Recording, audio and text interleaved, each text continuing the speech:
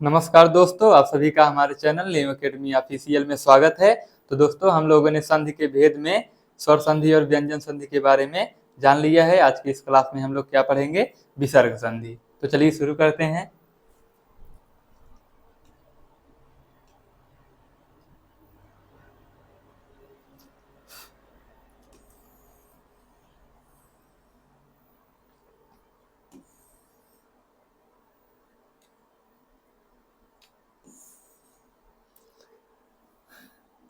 कौन सा संधि है? विसर्ग संधि।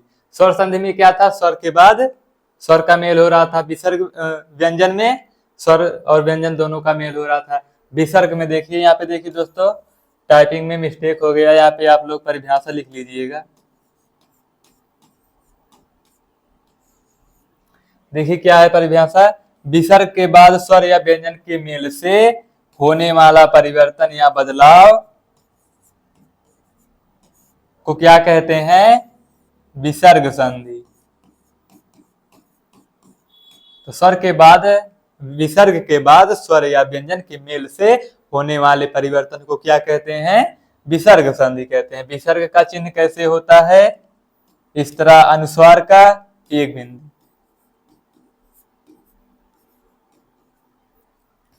चलिए इससे संबंधित महत्वपूर्ण नियमों को देख लेते हैं।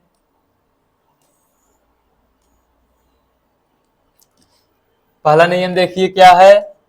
विसर्ग संधि से संबंधित कुछ महत्वपूर्ण नियमों को देखिए। पहला नियम क्या है? यदि विसर्ग के पहले आ और बाद में आ, यानी विसर्ग के पहले आ होना चाहिए, बाद में भी आ हो, और तीसरा चौथा पांचवा वर्ण, यानी वर्ग कितने? सघोष वर्ग कितने होते हैं? 5 वर्ग होते हैं। का, चा, टा, ता, पा, 5 वर्ग होते हैं। उनका तीसरा चौथा और पांचवा वर्ण अथवा या, रा, ला, वा। या, रा, ला, वा कौन से व्यंजन है? अंतस्थ व्यंजन। और हा हो तो विसर्ग का किसमें परिवर्तन हो जाता है? ओ में हो जाता है। तो चलिए नियम से हम लोग एग्जाम्पल को देखते हैं। देखिए नियम क्या कह रहा है? यदि विसर्ग के पहले, तो यहाँ पे देखिए विसर्ग यहाँ पे है। विसर्ग के पहले क्या होना चाहिए? आ होना चाहिए। तो धा जो है, धा में क्या छिपा है? आ। व्यंजन जो होते हैं किसकी सहायता से बोले जाते हैं? स्वर की सहायता से बोले जाते हैं। तो देखिए विसर्ग के बाद पहले क्या है? आ, और बाद में आ। तो देखिए पा है, इसमें क्या छिपा है? आ। तो देखिए पहले भी आ है और बाद में भी आ है। तो इन दोनों का जब मेल होगा अधा धन पतन का, तो क्या हो जाएगा? ये ओ हो जाएगा। तो क्या हो जाएगा यहाँ पे? अधोपतन हो जाएगा। ओ की मात्रा कैसे होती है? ऐसे होती है। तो वर्णमाला की क्लास आप लोग जरूर देखें, क्योंकि ये संधि में और छंद में दोनों में आपके लिए मददगार होगा। चलिए अगला देखते हैं, अगला एग्जाम्पल।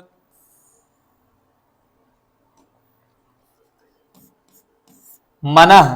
तो देखिए विसर्ग के पहले ना है और इसमें क्या छिपा है? आ छिपा है। उसके बाद क्या कह रहा है? बाद में आ अथवा तीसरा चौथा पांचवा वर्ण, तीसरा चौथा पांचवा वर्ण अथवा या, रा, लावा। तो देखिए बाद में हमको वा मिल गया। तो क्या किस में बदल जाएगा? विसर्ग ओ में बदल जाएगा। ओ की मात्रा ऐसे। तो आपको केवल मात्रा लगा देना है विसर्ग के स्थान पे, बस।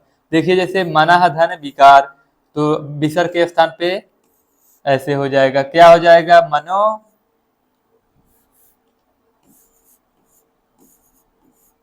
यहाँ पे क्या था? विसर्ग था। तो जब मेल होगा तो क्या हो जाएगा? विसर्ग के स्थान पे ओ हो जाएगा। ओ की मात्रा ऐसे होती है, तो क्या हो जाएगा? मनो विकार। उसी प्रकार अधः धन गति। तो देखिए यहाँ पे विसर्ग है, विसर्ग के पहले धा में आ छिपा है, उसके बाद गा है। तो देखिए तीसरा चौथा पांचवा सघोष वर्ण, तो का वर्ग का तीसरा अक्षर क्या होता है? गा होता है। तो किस में बदल जाएगा?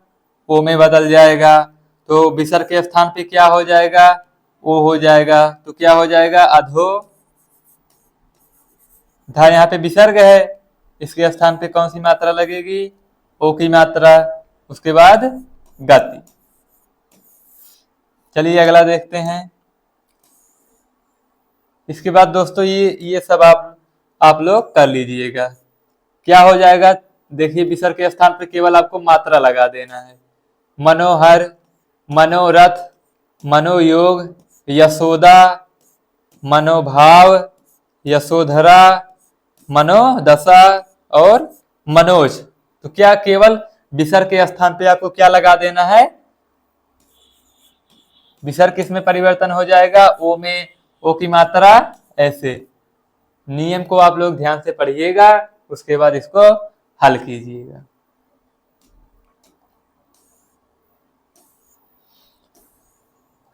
देखिए अगला नियम क्या है? यदि विसर्ग के पहले आ बड़ा आ को छोड़कर कोई दूसरा स्वर, यानी विसर्ग के पहले जो है आपको आ और बड़ा आ इन दोनों को नहीं लेना है। उसके दूसरा जितने भी और स्वर हैं वो लेना है। और बाद में, यहाँ पे देखिए पहले की बात कर रहा है, और बाद में क्या होना चाहिए?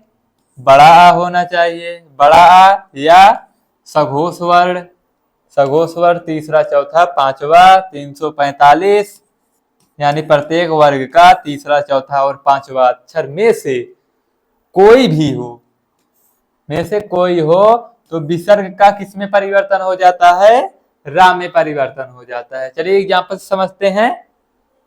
देखिए यहाँ पे विसर्ग है, विसर्ग के पहले आ बड़ा आ को छोड़कर जितने भी स्वर हैं, तो देखिए यहाँ पे सी में कौन सी मात्रा है? कौन सी मात्रा लगी है? बड़ी ई की मात्रा। प्लस के बाद क्या है? वाह। तो देखिए इसमें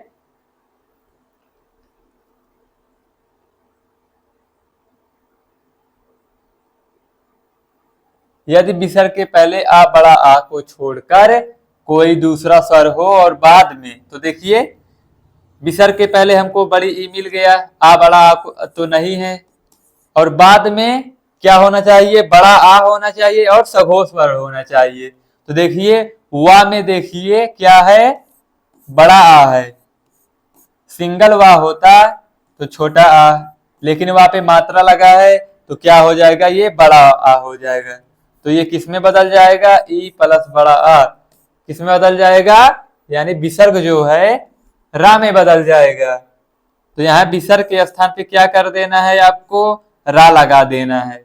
तो यहाँ पे देखिए विसर्ग था, यहाँ पे रा लग गया है, तो क्या हो जाएगा? आशीर्वाद।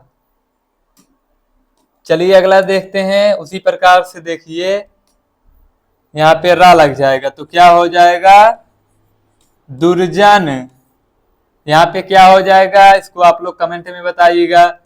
यहाँ पे देखिए क्या होगा? निराशा। यहाँ पे देखिए दुर्बल, दुर्गुण, निर्धन, निर्भय, निरपराध, दुरात्मा। इसको आप लोग कर लीजिएगा, इससे आपका क्या होगा? प्रैक्टिस भी हो जाएगा। यहाँ पे देखिए क्या होगा? दुर्गंध, दुर्गुण, दुरात्मा, निरपराध। चलिए अगला नियम देखते हैं। अगला नियम क्या है?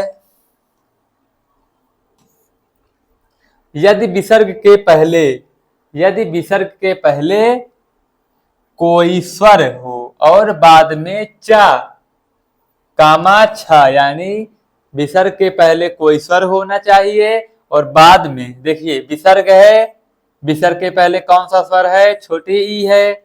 बाद में क्या होना चाहिए? चा और छा होना चाहिए।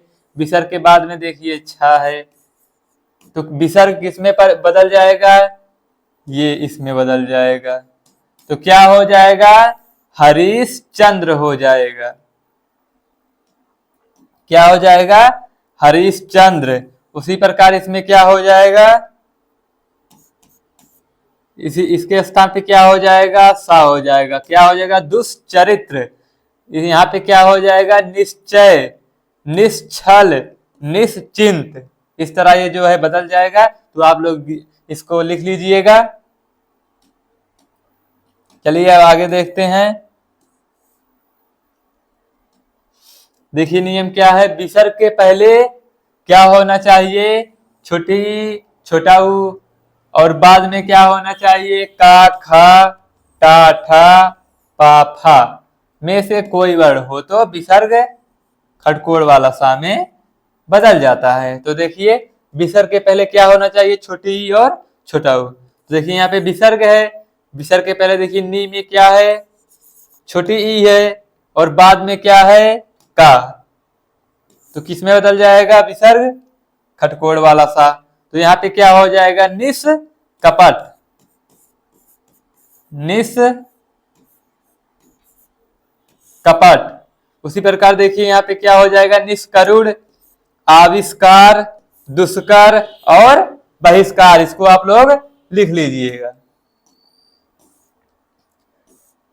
इसमें क्या होगा, बहिष्कार के बाद देखिए निष्पाप, निष्फल। चलिए अगला नियम देखते हैं। अगला नियम देखिए क्या है, विसर्ग के बाद, देखिए यहाँ पे विसर्ग है के बाद ता, था के बाद देखिए यहाँ पे क्या है, ता है। यहाँ पे भी देखिए ता है, यहाँ पे भी देखिए ता है। ये विसर्ग है, विसर्ग के बाद ता, ता, ता हो तो विसर्ग किसमें बदल जाता है, छोटा सा में बदल जाता है। देखिए जैसे विसर्ग है, विसर्ग के बाद ता है, तो किसमें बदल जाएगा, ता, विसर्ग किसमें बदल जाएगा, सा में। तो क्या हो जाएगा, नमः धन्ते, नमस्ते। इसके बाद ये देखिए क्या है, निधन तेज, तो क्या हो जाएगा, निस्तेज, निस तेज। उसी प्रकार मनः धन ताप का क्या होगा, इसको आप लोग कमेंट में बताइएगा। दुष्धन साहस क्या हो जाएगा, दुस्साहस।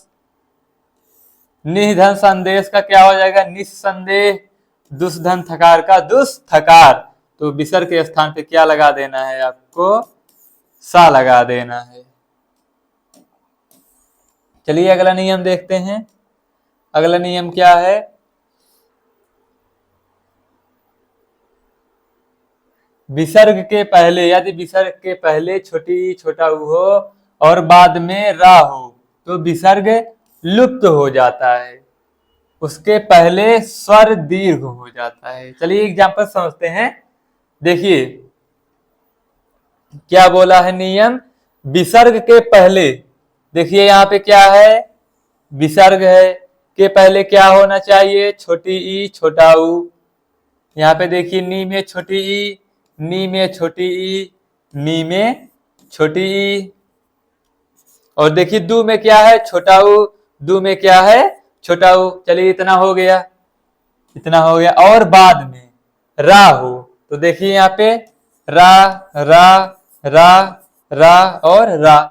चलिए इतना हो गया। रा हो तो विसर्ग क्या हो जाता है, तो ये जो विसर्ग है इसका काम खत्म हो जाता है, यानी लुप्त हो जाता है। और उसके पहले यानी जो विसर्ग है, देखिए विसर्ग लुप्त हो जाता है और उसके पहले यानी विसर्ग के जो पहले ये नी है, जो पहले जो स्वर है, देखिए जैसे इसमें कौन सा स्वर है, छोटी ई, छोटी ई, छोटी ई, छोटा ऊ, छोटा ऊ, वो क्या हो जाता है, ध्यान दीजिए, दीर्घ हो जाता है। तो देखिए यहाँ पे नीरस का क्या हो जाएगा, नीरस हो जाएगा। कैसे, देखिए यहाँ पे छोटी ई है, देखिए यहाँ पे कौन सा स्वर है, छोटी ई। तो नियम क्या कहता है कि स्वर जो है दीर्घ हो जाएगा। तो देखिए ई दीर्घ स्वर क्या होता है, बड़ी ई। उसी प्रकार निरोग, निरोग हो जाएगा। इसी प्रकार नीरज हो जाएगा, दुराज हो जाएगा। और यहाँ पे देखिए दू बड़ी मात्रा हो जाएगी, दुराज। उसी प्रकार देखिए दू रम में केवल आपको क्या कर देना है, विसर्ग हटा देना है और जो विसर्ग के पहले छोटी मात्राएं हैं उनको क्या कर देना है, दीर्घ कर देना है। चलिए आगे अगला नियम देखते हैं। यदि विसर्ग के पहले, ध्यान दीजिए, विसर्ग है उसके पहले क्या हो, छोटा आ हो, तो देखिए ता में क्या है, आ छिपा हुआ है, और उसके बाद का खा पा फा में से कोई वर्ण आया हो तो संधि होने पर विसर्ग ज्यों का त्यों बना रहता है। तो देखिए यहाँ पे क्या है, ता के बाद क्या आया है, का आया है, तो संधि जो है यानी जब इनका मेल होगा तो क्या होगा, ज्यों का त्यों बना रहेगा। तो क्या हो जाएगा, प्रातः काल। प्रातः काल तो ऐसे ही लिखा जाता है, समझ लीजिए ये शुद्ध वाक्य है। अंतःकरण आपको ऐसे सेम जो है उतार लेना है, बीच में जो ये प्लस है इसको हटा देना है, क्योंकि आप लोग क्या कर रहे हैं, संधि कर रहे हैं, यानी इसको आप मिला रहे हैं।